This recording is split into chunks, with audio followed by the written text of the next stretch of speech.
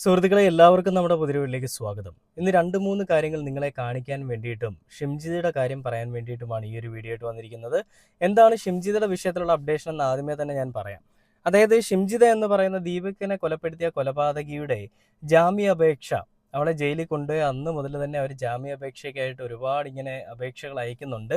അങ്ങനെ ജാമ്യാപേക്ഷ പലതവണ അയക്കുമ്പോഴും നമ്മുടെ നീതിന്യായ വ്യവസ്ഥയും നമ്മുടെ പോലീസും എല്ലാം നല്ല രീതിയിൽ അങ്ങോട്ട് മുന്നിട്ട് നിന്നിട്ട് ഇവളെ അങ്ങനെ വെറുതെ അങ്ങ് വിട്ട് കളയാൻ പറ്റത്തില്ലല്ലോ, അങ്ങനെ അങ്ങ് പോയാലോ എന്ന് പറഞ്ഞുകൊണ്ട് രണ്ട് കൈയും മടക്കി കെട്ടി അല്ലെങ്കിൽ നമ്മുടെ നെഞ്ചും വിരിച്ച് നിൽക്കുന്ന ഒരു നീതിന്യായ വ്യവസ്ഥയും നിയമ സംവിധാന വ്യവസ്ഥയും പോലീസിനെയും ഒക്കെയാണ് കാണുന്നത്.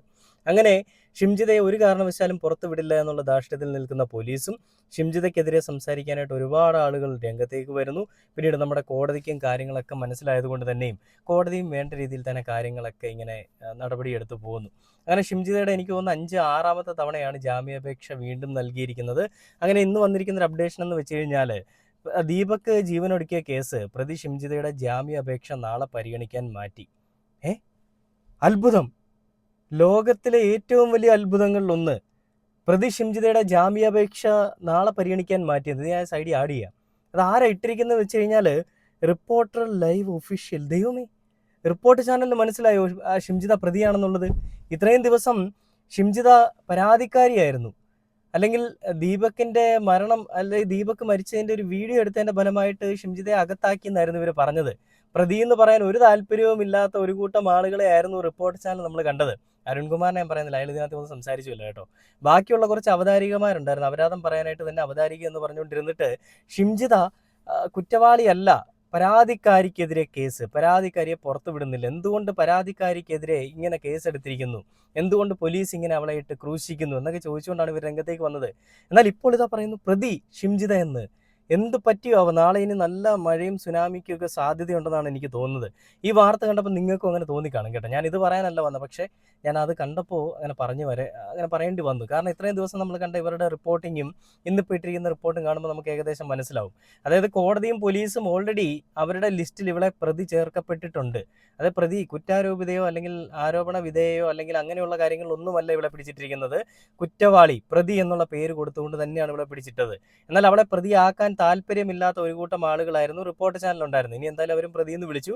കാരണം അവൾ കുറ്റവാളിയാണെന്നുള്ളത് 100% കോടതിക്കും മനസ്സിലായി, പോലീസിനും മനസ്സിലായി. ഓൾറെഡി അവർക്ക് മനസ്സിലായതാണ്, ഇപ്പോൾ റിപ്പോർട്ട് ചാനൽ മനസ്സിലായി.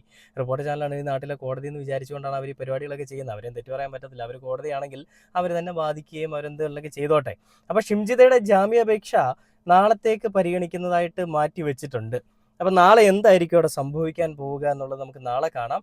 പക്ഷെ എന്നാലും ഞാൻ ഒരു ഗസ് പറയാം. പ്രതി ഷിംജിതയ്ക്ക് ഒരു കാരണവശാലും നാളെയും ജാമ്യം കിട്ടില്ല. ഒരുപക്ഷെ ജാമ്യാപേക്ഷ മാറ്റിവെക്കാം, അല്ലെങ്കിൽ ജാമ്യം നിഷേധിക്കപ്പെടാം. എന്തു തന്നെയാണെങ്കിലും കേരളക്കര ഒന്നാകെ കാത്തിരിക്കുന്ന സെൻസേഷണൽ ഇഷ്യൂവിൻ്റെ, അല്ലെങ്കിൽ കേരളക്കരയിലുള്ള എല്ലാ ആളുകളും ദീപകിന്റെ കുടുംബത്തിനും നീതി കിട്ടാൻ വേണ്ടിയിട്ട് ആഗ്രഹിച്ചിരിക്കുന്ന, അല്ലെങ്കിൽ അങ്ങനെ കാതോർത്തിരിക്കുന്ന ഒരു വാർത്തയായിരിക്കും നാളെ നമ്മൾ കാണാൻ പോകുന്നത്.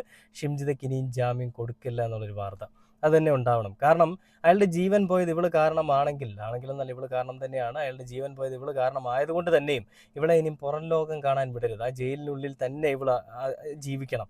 അതിനകത്ത് ആ 4 ചുമരുകൾക്കുള്ളിൽ മാത്രം ഒതുങ്ങിക്കൂടി കഴിയുന്ന ഒരു ഷിംജിതയെ ഇനി നമുക്ക് കാണാൻ സാധിക്കണം. ഇതാണ് കേരളത്തിലുള്ള എല്ലാ ജനങ്ങളുടെയും, 100% ജനങ്ങളുടെയും ആഗ്രഹമെന്ന് എനിക്ക് നന്നായിട്ട് അറിയാം. എന്തായാലും പോയപ്പോൾ ആ കുടുംബത്തിനും പോയി, അവരുടെ എല്ലാ ആളുകൾക്കും പോയി. പലരും ഞാൻ ഈ വീഡിയോ ഇടുമ്പോൾ പലപ്പോഴും ചോദിക്കുന്നുണ്ട്, ദീപക് എന്തിന് ആത്മഹത്യ ചെയ്തു, അയാൾക്ക് വാദിച്ച് ജയിച്ചാൽ പോരായിരുന്നോ എന്നുള്ളത്. അതിനുള്ളൊരു മറുപടിയും ഞാൻ ഈ വീഡിയോയിൽ പറയാം. അതായത് വേറെ വീഡിയോ ഞാൻ കാണിക്കുന്നുണ്ട്. എന്താണെന്ന് വെച്ച് കഴിഞ്ഞാൽ, ഈ സ്ത്രീകൾ കാണിക്കുന്ന തോന്നിവാസങ്ങളും തന്തയ്ക്ക് പ്രക്കാഴിയും കാരണം ഒരുപാട് ആളുകൾ സ്ത്രീകളെ സപ്പോർട്ട് ചെയ്യാൻ വേണ്ടിയിട്ട് ഫെമിനിസ്റ്റുകളുടെ ഒപ്പം ചേർന്ന് നിൽക്കുന്ന ഒരു രംഗം അല്ലെങ്കിൽ അവസ്ഥയൊക്കെ നമ്മൾ കണ്ടിരുന്നു. എന്നാൽ ഇതിനെതിരെയൊക്കെ ശക്തമായിട്ട് പോരാടിക്കൊണ്ടിരിക്കുന്ന കുറച്ച് സ്ത്രീകളെയും, പ്രിയങ്കാമ്മയും പോലെയുള്ള അങ്ങനെയുള്ള കുറച്ച് ആളുകളെയും, പിന്നെ നമ്മുടെ രാഹുൽ ഈശ്വറിനെയൊക്കെ നമ്മൾ കണ്ടു. ഇവരൊക്കെ ഇത്തരം ഫെമിനാസിത്തരത്തിനെതിരെ ശക്തമായിട്ടുള്ള രീതിയിൽ തന്നെയാണ് പ്രതികരിച്ചുകൊണ്ടിരിക്കുന്നത്. അപ്പോൾ അങ്ങനെ ഇരിക്കുമ്പോഴും ഒരു കൂട്ടം ആണുങ്ങളുടെ മാനം കളയാൻ വേണ്ടിയിട്ട്, ആണുങ്ങളുടെ പേര് കളയാൻ വേണ്ടിയിട്ട് മൂക്കിന് താഴെ മീശയും വെച്ചുകൊണ്ട് ആണും പെണ്ണും കെട്ട പരിപാടിയും കാണിച്ചുകൊണ്ട് ഈ തോന്നിവാസം കാണിച്ചവന്മാരെ അതിജീവിത എന്ന പേര് കൊടുത്തുകൊണ്ട് മെഴുകാനും ശ്രമിക്കുന്നുണ്ട്. അപ്പം ഞാൻ എന്തായാലും ഈ ഷിംജിത വിഷയത്തിൽ പ്രതികരിച്ച് വന്ന ശ്രീലക്ഷ്മി അറക്കൽ എന്ന് പറയുന്ന ഒരു മോളുണ്ടായിരുന്നല്ലേ. ശ്രീലക്ഷ്മി അറക്കൽ ഒരു ഫെമിനിസ്റ്റ് ആണ്. ഈ ഷിംജിത വിഷയത്തിൽ ഷിംജിതയെ സപ്പോർട്ട് ചെയ്തുകൊണ്ട് വലിയ രീതിയിൽ ഘോര പ്രസംഗം നടത്തിയ ഒരാളാണ്, ഒരു അവതാരമാണ്. ആ ശ്രീലക്ഷ്മി അറക്കലിനെ ഇപ്പൊ എല്ലാവരും വെടി എന്ന് വിളിച്ചുകൊണ്ട് കളിയാക്കുന്നു എന്നൊക്കെ പറഞ്ഞുകൊണ്ടാണ് പുള്ളിക്കാരി രംഗത്തേക്ക് വന്നത്.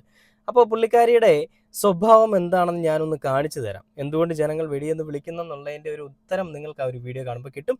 ആ വീഡിയോ സൈഡിൽ നോക്കിയോ. ഞാൻ എപ്പോഴും ചൂസ് ചെയ്ത ആൾക്കാരുണ്ടല്ലോ, ഒരാളെക്കാളും ബെറ്റർ ആയിരിക്കും അടുത്തയാള് എല്ലാ കാര്യത്തിലും. അതായത് നമ്മൾ ആദ്യം ചിലപ്പം നമ്മളുടെ സ്വഭാവത്തിൽ മാത്രമായിരിക്കും ആകർഷ്ടരാകുന്നത്, സെക്സിനകത്ത് ആകർഷാവില്ല. രണ്ടാമത്തെ വരുമ്പോൾ സ്വഭാവവും സെക്സും ഓക്കെ ആയിട്ടുള്ള ആളായിരിക്കും. മറ്റൊന്ന് വരുമ്പോൾ കുറച്ചുകൂടെ ടോക്സിക് അല്ലാതെ കുറച്ച് സമാധാനം തരുന്നത്. അങ്ങനെ നമ്മൾ കൂടുതൽ ഫിൽറ്റർ ചെയ്ത് കൂടുതൽ എന്താ പറയാ ബ്യൂട്ടിഫുൾ ആയിട്ടുള്ള റിലേഷൻഷിപ്പിലേക്ക് പോകുന്നതായിട്ടാണ് എനിക്ക് മനസ്സിലായിട്ടുള്ളത്. ഓരോ ആൾക്കാരായിട്ട് സെക്സ് ചെയ്യുമ്പോൾ, അതായത് ഒരാളുമായിട്ട് താനൊരു ലൈംഗിക ബന്ധം, ശാരീരിക ബന്ധം അല്ലെങ്കിൽ റിലേഷൻഷിപ്പ് ഇതിലൊക്കെ ആയിരിക്കുമ്പോൾ അതിൽ അത്ര അങ്ങോട്ട് സുഖം തോന്നുന്നില്ല. അപ്പോൾ അടുത്ത ഓപ്ഷൻ നമ്മൾ നോക്കും. അത് നോക്കുമ്പോൾ ചിലപ്പോൾ അത് സെക്സിൽ ഓക്കെ ആയിരിക്കും, എന്നാൽ സ്വഭാവത്തിൽ അത്ര ഓക്കെ ആയിരിക്കത്തില്ല, റിലേഷൻഷിപ്പ് വൈസ് അത് സക്സസ് ആയിരിക്കത്തില്ല. അപ്പോൾ ഞാൻ അടുത്തത് നോക്കും. അങ്ങനെ ഓരോ പുളിങ്കമ്പ് ചാടിക്കേറി പിടിച്ച് പോകുന്നതാണ് ഇവളുടെ ഫെമിനിസത്തരം, അല്ലെങ്കിൽ ഇവളാണ് ഫെമിനിസ്റ്റ്. ഇങ്ങനെയുള്ള ആളുകളാണ് ഫെമിനിസ്റ്റുകളുടെ കൂട്ടത്തിലുള്ളതെന്ന് നിങ്ങളെ അറിയിക്കാൻ വേണ്ടിയിട്ടാണ് ഞാൻ ഇത് കാണിച്ചത് കേട്ടോ. അല്ലെ ഇതെനിക്ക് കാണിക്കേണ്ട ആവശ്യമില്ല. ഇതേ സ്ത്രീ തന്നെയാണ് ഇന്നലെ വന്ന് കരഞ്ഞു മെഴുകിക്കൊണ്ട് പറയാം, എൻ്റെ അമ്മ സക്കാത്ത് മേടിച്ചാണ് എന്നെ വളർത്തിയത്, എന്നെ എല്ലാവരും വെടിയെന്ന് വിളിക്കുന്നത്, എന്തിനാ ഇങ്ങനെ വിളിക്കുന്നത് എനിക്ക് അറിയില്ല എന്ന്. പിന്നെ ഇങ്ങനെയൊക്കെ കാണിക്കുന്നൊരു സ്ത്രീയെ നമ്മുടെ നാട്ടിലെ ജനങ്ങൾ, സംസ്കാരമുള്ള ജനങ്ങൾ, പ്രബുദ്ധ കേരളത്തിലെ ജനങ്ങൾ പിന്നെ ഏത് പേര് വിളിക്കും? പതിവ്രത എന്ന് വിളിക്കണോ? അതിജീവിത എന്ന് വിളിക്കണോ? ഇരയെന്ന് വിളിക്കണോ? എന്ത് പേരിലാണ് വിളിക്കേണ്ടത്? നിങ്ങളൊന്ന് പറയൂ. ആ ഒരു പേര് അത് മോശമാണെന്ന് ഞാൻ പറയുന്നില്ല, അത് വേറെ രീതിയിലൊക്കെ വിളിക്കാം, പക്ഷെ ആ ഒരു രീതി വിളിക്കുന്നത് മോശമാണ്. പക്ഷെ അത് അർഹിക്കുന്നു. എന്തായാലും അങ്ങനെ തന്നെ ഇരിക്കട്ടെ. ദീപക്കിൻ്റെ അച്ഛനും അമ്മയും കരഞ്ഞപ്പോൾ ഇല്ലാത്ത വിഷമമാണ് അവൾക്കെതിരെ ഒരാൾ പറഞ്ഞപ്പോൾ അവൾക്ക് വലിയ കരച്ചിലും മെഴുകലും. നിന്റെ ഈ കരച്ചിൽ കണ്ടിട്ട് കേരളത്തിലെ ജനങ്ങൾ വിഷമിച്ച് പോകുന്ന നീ വിചാരിക്കുന്നുണ്ടോ? കേരളത്തിലെ ജനങ്ങൾക്ക് വെറും പുച്ഛം മാത്രമേ ഉള്ളൂ. അവരൊക്കെ നേരിൽ കണ്ടു കഴിഞ്ഞാൽ കാർക്കിച്ച് തുപ്പും. നിന്നെ പോലെയുള്ള മാന്യതയില്ലാത്ത, സംസ്കാരമില്ലാത്ത, വീട്ടിലും നാട്ടിലും കയറ്റാൻ കൊള്ളാത്ത വൃത്തികെട്ട സാധനങ്ങളെ കണ്ടാൽ. അപ്പോൾ അങ്ങനെയുള്ളൊരു ശ്രീലക്ഷ്മി അറക്കലിനെ ഞാൻ ജസ്റ്റ് ഒന്ന് എക്സ്പോസ് ചെയ്തേ ഉള്ളൂ. അപ്പം ഞാൻ നേരത്തെ പറഞ്ഞത്, ആണുങ്ങളുടെ കൂടെ നിന്നുകൊണ്ട് അല്ലെ ആണുങ്ങളുടെ വേഷം ധരിച്ചുകൊണ്ട് ആണുങ്ങൾക്കെതിരെ തന്നെ സംസാരിക്കുന്ന കുറച്ചധികം ആളുകളുണ്ട്. അപ്പോൾ അത്തരത്തിലൊരു വീഡിയോ തമ്മിൽ എന്ന് പറയുന്ന ശ്രീകണ്ഠൻ നായർ സാറിൻ്റെ ആ ഒരു 24 ന്യൂസിലെ ഷോയിൽ രാഹുൽ ഈശ്വറും അങ്ങനെ കുറച്ച് ആളുകൾ, ഫെമിനിസ്റ്റുകളും അങ്ങനെ കുറച്ച് ആളുകളൊക്കെ ഇരിക്കുന്നുണ്ട്. അവരുടെ കൂട്ടത്തിൽ ഇരുന്നുകൊണ്ട് തന്നെ ഫെമിനിസ്റ്റുകളുടെ കൂട്ടം പിടിച്ചുകൊണ്ട് ഒരുത്തൻ ഇരുന്നുകൊണ്ട് എന്തോ വലിയ രീതിയിൽ വിടുവായത്തരം പറയുമ്പോൾ തിരിച്ച് രാഹുൽ ഒരു മറുപടി കൊടുക്കുന്നു. ആ മറുപടിയിൽ ഒന്നും പറയാനില്ലാതെ വായിൽ അണ്ണാക്കിൽ പിരിവെട്ടിയിരിക്കുന്ന ആ ഒരു സാധനത്തിന് നമുക്ക് കാണാം. ഞാൻ എന്തായാലും ആ വീഡിയോ നിങ്ങളൊന്ന് കാണിച്ചു തരാമേ. പുരുഷ കമ്മീഷൻ വേണം എന്നല്ല, ഇവിടെ നല്ല നിയമവ്യവസ്ഥയിലെ ഒരു സ്ത്രീയുടെ വ്യാജ പരാതി കിട്ടിയാൽ അതനുസരിച്ചിട്ട് ഒരു ജുഡീഷ്യൽ റിമാൻഡിൽ 14 ദിവസത്തെയോ 30 ദിവസത്തെയോ അത് ജയിൽ സന്ദർശനമേ ആയി കാണേണ്ടതില്ല. ഇവിടുത്തെ മാധ്യമങ്ങൾക്ക് ഒരു പങ്കുണ്ട്. We are the guest of the magistrate, we are just going for a judicial remand. ആ റിമാൻഡ് പേരെന്താണെന്നറിയില്ല, പിരിവെട്ടി. ഞാൻ പറയുന്നു, ഞാൻ മുമ്പ് കണ്ടതിനേക്കാൾ സുന്ദരനും സുമുഖനുമായിട്ടാണ് ജുഡീഷ്യൽ റിമാൻഡ് കഴിഞ്ഞത്.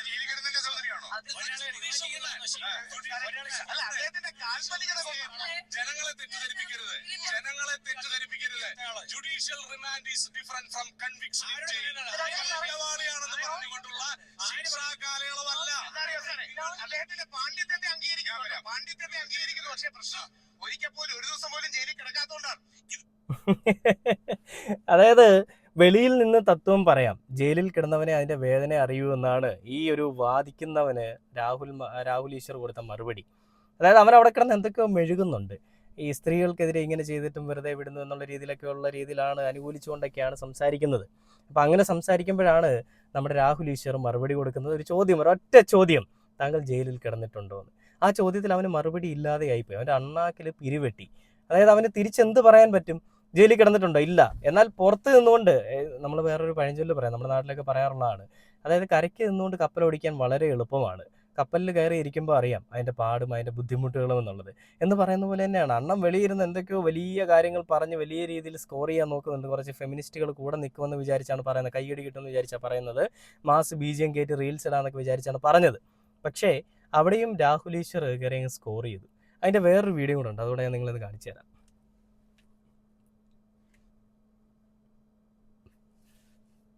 വരുന്നില്ലേ?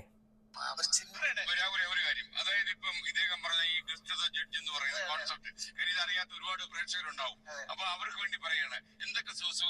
കിട്ടുക? 16 ദിവസമാണ് ഞാൻ ജയിലിൽ കിടന്നത്. പ്രത്യേകിച്ച് സ്റ്റേഷൻ ജാമ്യം തരുന്ന കാര്യത്തിൽ ഈ ജയിലില് ഈ പണ്ടത്തെ പോലെ മറ്റേ എന്താ പറയുക അരിയുണ്ടയോ സാധനങ്ങളോ അങ്ങനെയൊന്നും അല്ല.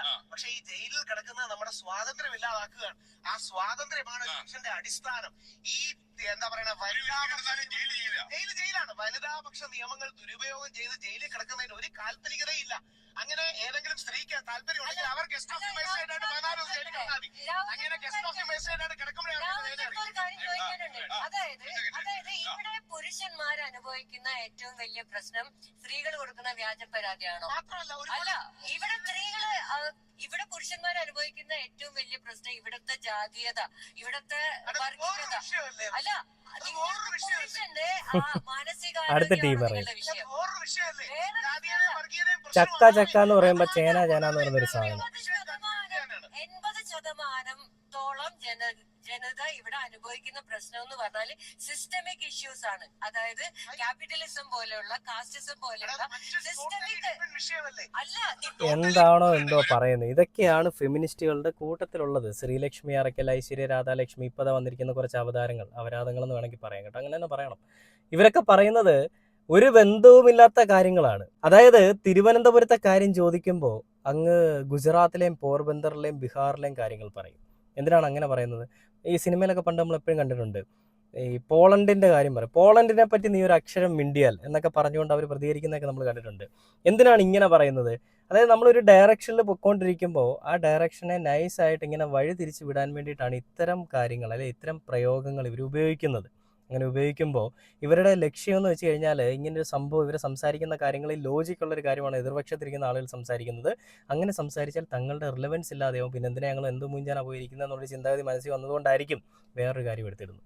പക്ഷെ അവിടെയും രാഹുൽ ഈശ്വർ നല്ല രീതിയിൽ വെട്ടിപ്പൂട്ടി അവളുടെ അന്നനാളം നിറച്ചിട്ടുണ്ട്. അതും നമ്മൾ ആ വീഡിയോയിൽ കണ്ടതാണ്. അപ്പോൾ ആണുങ്ങൾക്ക് വേണ്ടി തന്നെ നിലകൊള്ളുന്നതെന്ന് പറയുമ്പോഴും അല്ലെങ്കിൽ ആണുങ്ങൾക്കെതിരെ സംസാരിക്കുന്ന പല ആളുകൾ വരുമ്പോഴും ആണുങ്ങളുടെ കൂട്ടത്തിലുള്ള ആളുകൾ തന്നെയാണ് ആണുങ്ങൾക്ക് പണിയായിട്ട് വരുന്നത്. ഇവനൊക്കെ ആണും പെണ്ണും കെട്ട വർഗ്ഗമെന്നല്ലാതെ വേറെ പേര് വിളിക്കാനില്ലാത്തതുകൊണ്ടാണ് ഞാൻ അങ്ങനെ പറയുന്നത്. ഇങ്ങനെ ആണുങ്ങളുടെ ഒപ്പമാണ് അല്ലെ മൂക്കിന് നല്ല മീശയും വെച്ച് ആണിൻ്റെ കോലത്തിൽ കടന്നുകൊണ്ട് ആണുങ്ങൾക്കെതിരെ അപരാധവും പറയുന്നവന്മാരെ നമ്മൾ എന്ത് ചെയ്യണം? ഇങ്ങനത്തെ ഒരു ദീപക്കിനെ കൊലപ്പെടുത്തി ഇതേപോലത്തെ ഒരു സ്ത്രീ തന്നെയാണ്. ദീപക്കിനെ മാത്രമല്ല, ഇപ്പോഴും വീടിനും പുറത്തേക്ക് ഇറങ്ങാൻ പറ്റാതെ സമൂഹം കുറ്റവാളി എന്ന് വിളിക്കുന്ന പല ആളുകളുമുണ്ട്. ആരോപണ വിധേയർ മാത്രമാണ് അവർ, കുറ്റാരോപിതർ മാത്രമാണ്. കുറ്റം ചെയ്തവരെന്ന് പറയാൻ നമുക്ക് പറ്റില്ല. അങ്ങനെ പല കേസുകൾ നമ്മുടെ മുൻപിൽ തന്നെയുണ്ട്. ഇതിനെ ഒന്നും ഇവർക്ക് ന്യായീകരിക്കാനോ ഇതിനെപ്പറ്റി ഒന്നും പറയാനോ ഇല്ല. കുറ്റം വെറുതെ ആക്ഷേപിച്ചിട്ട് അല്ലെങ്കിൽ വെറുതെ ഒരു പരാതിയും കൊടുത്തിട്ട് പോയിട്ടുള്ള ആളുകളെ പറ്റി എന്തേ ഫെമിനിസ്റ്റുകൾ സംസാരിക്കാത്തത്? ഫെമിനിസ്റ്റുകൾ എന്ന് പറഞ്ഞാൽ സ്ത്രീകൾക്ക് വേണ്ടി മാത്രം നിലകൊള്ളുന്നവരെന്നാണോ? ഈ മെൻസ് അസോസിയേഷൻ വേണമെന്ന് പറഞ്ഞിട്ട് ഇവർ സ്ത്രീകൾക്ക് വേണ്ടിയിട്ടും അതേപോലെ തന്നെ പുരുഷന്മാർ അവർക്ക് വേണ്ടിയിട്ട് സംസാരിക്കാറുണ്ട്. എന്നാൽ സ്ത്രീപക്ഷത്ത് നിന്ന് സംസാരിക്കുന്നതെന്ന് പറയുന്ന ആളുകൾ എന്താ ചെയ്യുന്നത്? സ്ത്രീകൾക്ക് വേണ്ടിയിട്ട് മാത്രം നിലകൊള്ളുന്നു എന്നാണ് അവർ പറയുന്നത്. വാദിക്കുന്നതാണ്, ചെയ്യുന്നതല്ല, വാദിക്കുന്നതാണ്, പറയാൻ ശ്രമിക്കുന്നതാണ്. ഒരിക്കലും സ്ത്രീകൾക്ക് വേണ്ടിയിട്ട് ഇവർ നിലകൊള്ളുന്നതായിട്ട് ഞാൻ കണ്ടിട്ടില്ല. വെറുതെ എന്തൊക്കെയോ വിടുവായത്തരം പറഞ്ഞ് റീൽസിൽ കൂടി റീച്ച് ആവാൻ വേണ്ടിയിട്ട് കുറച്ച് മാസ് ബീജം കയറ്റി അടിച്ചു പൊളിച്ച് പോകാൻ വേണ്ടിയിട്ടും സോഷ്യൽ മീഡിയ അക്കൗണ്ട് ഉയർത്തിക്കൊണ്ട് പോകാൻ വേണ്ടിയിട്ട് കാണിക്കുന്ന പോരാട്ട നാടകം. ഇതിനെയൊക്കെ അത്രയും കണ്ടാൽ മതി. എന്തിനാണെങ്കിലും പ്രതി ഷിംജിത ഇനി ജയിലിൽ തന്നെ കിടക്കും. ജാമ്യം കിട്ടാതെ അവൾ പുഴുത്തരിച്ച് അതിനകത്ത് തന്നെ കിടക്കട്ടെ എന്നും പറഞ്ഞുകൊണ്ട് ഇങ്ങനത്തെ ആണും പെണ്ണും കെട്ട വർഗ്ഗങ്ങളെ പറ്റി പ്രത്യേകിച്ച് എനിക്കൊന്നും പറയാൻ തോന്നുന്നില്ല. കാരണം ഇങ്ങനെയുള്ളവന്മാരെ ഒന്നും ആണുങ്ങളുടെ കൂട്ടത്തിൽ കൂട്ടരുത്. ഇനി ഒരു ചർച്ചയ്ക്കും വിളിക്കരുത്. ശ്രീകണ്ഠൻ നായർ സാറ് നിങ്ങൾ വെറുതെ ഒരു ലോജിക്കില്ലാത്ത കാര്യങ്ങളൊക്കെ ചെയ്ത് കൂട്ടുകയാണ്. എന്ത് തന്നെയാണെന്ന് പറഞ്ഞാലും ആണുങ്ങൾക്കെതിരെ ഏതൊക്കെ തോന്നിവാസം ഏതവൾ കാണിച്ചാലും അവളുമാർക്കെല്ലാം ശിക്ഷ ഷിംജിതയെ പോലെ ആയിരിക്കുമെന്ന് പ്രത്യേകിച്ച് പറഞ്ഞുകൊണ്ട് ഈ ഒരു വീഡിയോ അവസാനിക്കുകയാണ്.